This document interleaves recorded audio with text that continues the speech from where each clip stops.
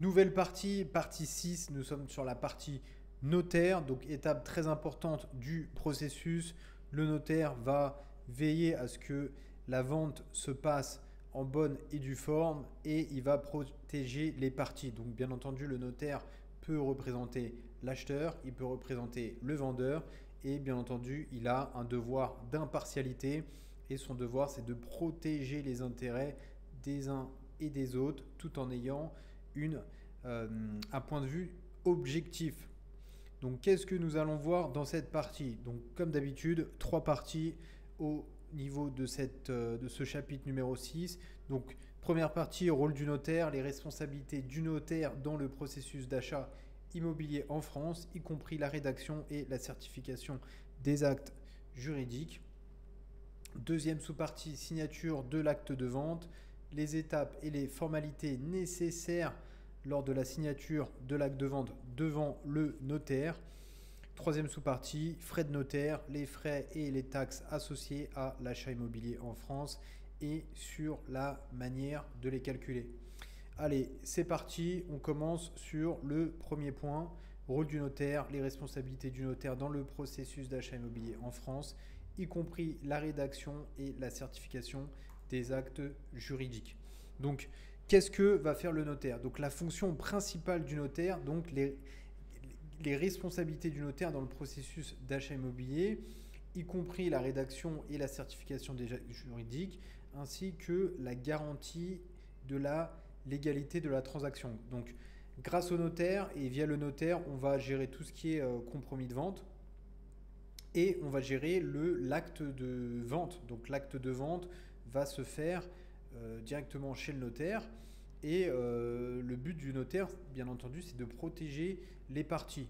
Donc, mise en avant du rôle du notaire en tant que tiers impartial, donc c'est ce que je disais tout à l'heure, chargé de protéger les intérêts des deux parties dans la transaction immobilière. Encore une fois, un même notaire peut représenter l'acheteur et le vendeur, et bien entendu, il aura un rôle impartial, c'est-à-dire que même s'il connaît le vendeur depuis 10 ans et qui va représenter un nouveau vendeur ou qui connaît le vendeur depuis 10 ans et qui va représenter un nouvel acheteur, il aura un devoir d'impartialité. Donc sécurisation de la propriété, importance de l'intervention du notaire pour s'assurer que la propriété est libre de toute charge ou restriction et que le transfert de propriété est effectué en toute légalité. Donc bien entendu, le notaire, il va également gérer tout ce qui est donc sécurisation de la propriété. Donc s'il y a un bien, est-ce que le bien est cadastré ou pas, le notaire, il peut vérifier ces points. Est-ce qu'il y a une levée, est-ce qu'il y a une hypothèque sur un bien immobilier, donc le notaire peut vérifier cela, il va veiller à ce qu'il y ait une levée d'hypothèque si nécessaire et bien entendu il va s'assurer à ce qu'un bien ne soit pas vendu si bien entendu il y a toujours une hypothèque sur le bien immobilier. Il va s'assurer que est-ce qu'on est dans une zone inondable, est-ce qu'on est dans une zone sismique. Donc le notaire, lui, il a accès à toutes ces informations qu'il va partager avec l'acheteur lors de la signature de l'acte authentique et même avant lorsqu'il y a un compromis à relire. Donc en gros, il va s'assurer à ce que l'acheteur soit en possession de toutes les informations et grosso modo, s'il manque des informations à la connaissance de l'acheteur, le notaire va le signifier et le notaire a la capacité de faire en sorte que le vendeur puisse communiquer des informations supplémentaires si nécessaire. Par exemple, je donne un exemple, le vendeur vend un bien immobilier, il manque des baux, le notaire peut demander au vendeur de transmettre les baux à l'acheteur pour que le compromis se fasse dans les règles de l'art, jusqu'à l'acte authentique. Donc l'acte authentique, donc, juste pour synthétiser le processus, au sein du processus d'achat, il y a toujours trois documents. Le premier document, donc, c'est l'intention d'achat. Deuxième document, donc, c'est le compromis. Et le dernier document, c'est l'acte de vente qui est signé chez le notaire. En général, il peut se passer entre 2 et 6 mois pour un processus d'achat. Bien entendu, l'acheteur, le notaire va vérifier que l'acheteur a eu son prêt, il va rentrer en contact avec la banque, il va vérifier, il peut demander à l'acheteur où est-ce qu'il a les fonds en fait, de faire une preuve, une attestation. Il va demander en fait à la banque qu'elle fasse une attestation que les fonds grosso modo, viennent de la banque et que, par exemple, ce n'est pas des fonds qui viennent de nulle part, qui pourraient justement venir d'un potentiel blanchiment d'argent, etc. Donc le notaire, lui, il peut avoir toutes ces capacités de vérification. Deuxième point, signature de l'acte de vente. Donc acte de vente, acte authentique, expliquer les étapes et les formalités nécessaires lors de la signature de l'acte de vente devant le notaire. Donc là, je crois que je suis un peu rentré dans le détail. Donc formalité préalable, information sur les documents nécessaires à la signature de l'acte de vente, tels que compromis de vente, le diagnostic immobilier et les certificats de conformité. Donc diagnostic immobilier, on parle beaucoup de DPE pour tout ce qui est déperdition énergétique. Donc le notaire peut demander ces documents. J'ai déjà vu des notaires qui, on va dire, faisaient abstraction sur des documents qui étaient périmés de 1-2 mois, mais en grosso modo, au niveau de la législation, le document, le notaire se doit de demander ces documents pour qu'il y ait un dossier carré. Donc certificat de conformité, entre autres tout ce qui est... donc si le vendeur, par exemple, vend un immeuble avec plusieurs biens qui sont cadastrés, admettons, il y a un immeuble de 5 appartements, soi-disant cadastrés, le notaire peut vérifier que tous ces biens sont cadastrés et enregistrés auprès du cadastre de la ville. Acte authentique, explication du processus de signature de l'acte de vente devant le notaire, y compris la lecture et la compréhension des termes du contrat avant la signature. Donc l'acte authentique, donc il est rédigé par le notaire, il est envoyé auprès de l'acheteur pour revue. Et bien entendu, s'il y a des termes à modifier, s'il y a des termes à corriger, s'il y a des termes qui sont non compris, le notaire peut expliquer, bien entendu, toutes ces informations. Bien entendu, dans le compromis de vente, on va pouvoir mettre des clauses suspensives. Et ces clauses suspensives, en fait, vont permettre de protéger l'acheteur. C'est-à-dire que lorsque l'acheteur veut, par exemple, changer la destination d'un bien, par exemple d'un garage en appartement, il peut mettre une clause suspensive d'acceptation de changement de destination auprès de la mairie et en fonction du PLU et de l'urbanisme de la ville. Et si la destination est acceptée, le changement de destination est accepté, à ce moment-là, il peut acheter le bien. A contrario, si la destination est refusée, il peut se retirer de la vente. Bien entendu, dans la condition suspensive, il peut en avoir plusieurs. Acceptation du financement. Si refus du financement, le vendeur peut se sortir de la vente. Et bref, en fait, on peut mettre des clauses suspensives un peu pour tout et n'importe quoi, j'ai envie de dire. Après, ça dépend de l'acceptation du vendeur. Bien entendu, plus on met des clauses suspensives, moins le vendeur sera motivé à vendre. En général, le vendeur, il aime bien vendre à un potentiel acheteur qui met le moins de clauses suspensives possible. Et ensuite, transmission de propriété, illustration de la procédure de transfert de propriété et de la remise des clés qui intervient lors de la signature de l'acte de vente devant le notaire. Donc comme je disais, si un bien est hypothéqué, le notaire va s'assurer qu'il y a une levée d'hypothèque qui est faite dans les règles de l'art. Une fois que c'est fait, une fois que les fonds de la banque sont versés au notaire, le notaire peut procéder à la vente et il y a changement de propriété. En général, le titre de propriété, l'acte de vente est généré. Maintenant, c'est assez rapide, c'est quelques semaines. Par contre, pour une vente en VFA, moi par exemple, quand j'avais acheté mon bien en VFA, j'ai reçu mon titre de propriété même plus d'1 an après la vente. Donc c'était sur Lyon et ça avait mis un peu de temps à enregistrer le bien donc à la partie foncier au niveau de l'État.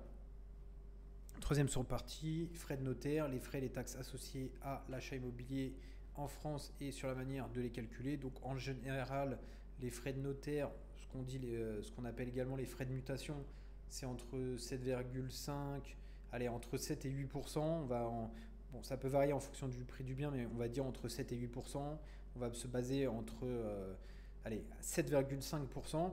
Et bien entendu, le notaire, il ne prend pas 100% des frais dans sa poche. Il paye une partie à l'État et il garde une partie pour lui. Et en général, c'est même 50-50. Et d'ailleurs, là, j'ai mis un exemple dans le slide d'après du breakdown en fait, des frais suite à mon dernier achat. Donc composition des frais, détail des différents frais facturés par le notaire, tels que les droits de mutation, les émoluments et les déboursés, et explication de leur répartition. Donc effectivement, allez, on va diviser en deux. Donc il y a les frais qui sont générés par tout ce qui est émission d'actes, les frais grosso modo générés par le travail de l'étude, et tout ce qui est frais qui doit être retransmis en fait à l'État. C'est pour ça que l'étude en fait du notaire, en fait, il va pas garder 100% des 7,5%, il va garder, allez, grossièrement 50% des frais, et 50% des autres frais vont être reversés à l'État. Donc simulation des frais, outils disponibles pour estimer les frais de notaire en fonction du prix d'achat du bien immobilier et de la localisation géographique. Bon, il y a plein de simulateurs sur internet. J'ai une macro qui permet de calculer ça si nécessaire. Je crois qu'il y a un outil qui est similaire et disponible sur les notaires de France également. Dis-moi si tu as besoin de ça en commentaire et je le mettrai en partage. Et bien entendu, transparence des tarifs, rappel de l'obligation pour le notaire de fournir un devis détaillé, des frais à payer avant la signature de l'acte de vente, ainsi que des explications sur la manière dont ces frais sont calculés. Bien entendu, le notaire, en fait, au niveau de la vente, il va communiquer deux documents. Donc le décompte. Le décompte, c'est donc dans le décompte, on aura tout ce qui est frais, honoraires d'agence, imposition, prorata de tout ce qui est taxes foncières. Et ensuite, il y a un autre document qui correspond au compte de répartition. Donc le compte de répartition, c'est quoi? C'est si on achète un bien immobilier, par exemple, en milieu de mois, le notaire, en fait, il va calculer au prorata ce que le propriétaire doit, en fait, en termes de loyer, et également au niveau de la transmission des cautions. Donc ça, c'est calculé dans le compte de répartition. Et en fait, également dans le compte de répartition, on a ce qui est dû à l'acquéreur et ce qui est dû en fait par le vendeur. Donc en fonction de la vente, des fois quand on signe une vente, on touche de l'argent du vendeur en fait, ou des fois en fait en tant qu'acheteur on doit payer le propriétaire. Bien entendu, dans le décompte, il y a également le prorata de la taxe foncière. Donc taxe foncière, c'est une fois par an. Donc si on achète par exemple au milieu d'année, on aura un prorata de 50%. Donc on va payer le vendeur 50% de la taxe foncière. Et au niveau du breakdown des frais, là je crois que j'ai donné un exemple. Donc voilà, là ce qu'on voit, donc là c'est un dernier achat que j'avais fait. On voit que donc répartition des frais d'acte sur la gauche, donc grosso modo, voilà, on voit grossièrement, allez, on est à 50-50, donc émolument d'acte, émolument de formalité, honoraire, remise sur émolument, écrêtement, remboursement de cotisation, rémunération études. Donc rémunération études, grosso modo, l'étude, elle prend 1300 euros et tout ce qu'elle paye à l'État, c'est, allez, grosso modo, 1700 euros. Donc, allez, on est presque à 50-50%, mais voilà, juste pour dire que l'étude ne prend pas 100% des frais dans sa poche. Allez, on termine ce chapitre par une citation de Anthony Trollope. Donc, qu'est-ce qu'il dit Anthony? Il dit la connaissance et le pouvoir, surtout quand il s'agit de la loi. Donc, ce qui est intéressant avec le notaire, c'est que donc, le notaire, c'est un homme de, j'ai envie de dire, c'est un homme de loi, c'est un homme d'État, un homme avec un grand H. Donc, lui, son rôle, c'est de protéger l'acheteur et le vendeur, et il a un devoir, encore une fois, d'impartialité. Donc si ce n'est pas le cas, il peut être également révoqué. Et j'ai déjà croisé des notaires qui ne respectaient pas ces règles-là, qui communiquaient des prix alors qu'ils n'étaient pas qui n'étaient pas forcément dans la capacité normalement, qui auraient dû garder ces informations secrètes. Et ils étaient là, ils communiquaient les prix à des potentiels acheteurs pour justement à avoir la vente et gagner ce petit pourcent de commission entre guillemets, donc ce qui selon moi n'est pas professionnel et ce n'est pas éthique. Donc voilà, encore une fois, dernier slide, do something great, fais quelque chose de bien. N'hésite pas à liker cette vidéo, n'hésite pas à t'abonner. Si tu as des questions, tu les mets en commentaire et je me ferai un plaisir d'y répondre. Et je te dis merci et à dans la prochaine vidéo.